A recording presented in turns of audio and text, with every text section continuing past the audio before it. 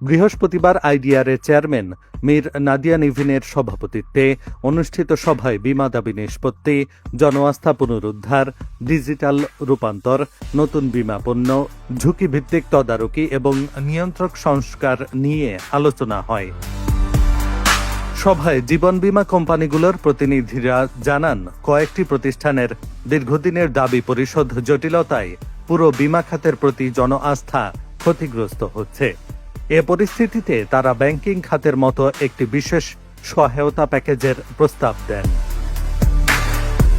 জবাবে IDRA chairman বলেন, বীমা খাতের সংকট নিরসনে একটি ওয়ান টাইম সহায়তা প্যাকেজ বিবেচনা করা হবে। তবে ভবিষ্যতে একই ধরনের সংকট এড়াতে কোম্পানিগুলোকে কার্যকর সংস্কার ও সুশাসনের নিশ্চয়তা দিতে হবে।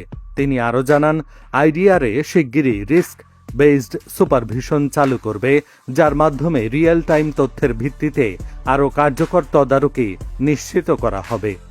পাশাপাশি সময়মতো দাবি পরিশোধ, কমিশন কাঠামোর সংস্কার, অ্যাকচুয়ারিয়াল সক্ষমতা বৃদ্ধি, ঝুঁকি ব্যবস্থাপনা উন্নয়ন এবং টাকাফুল নতুন বীমাপণ্য চালুর ওপর গুরুত্ব আরোপ করা হয়।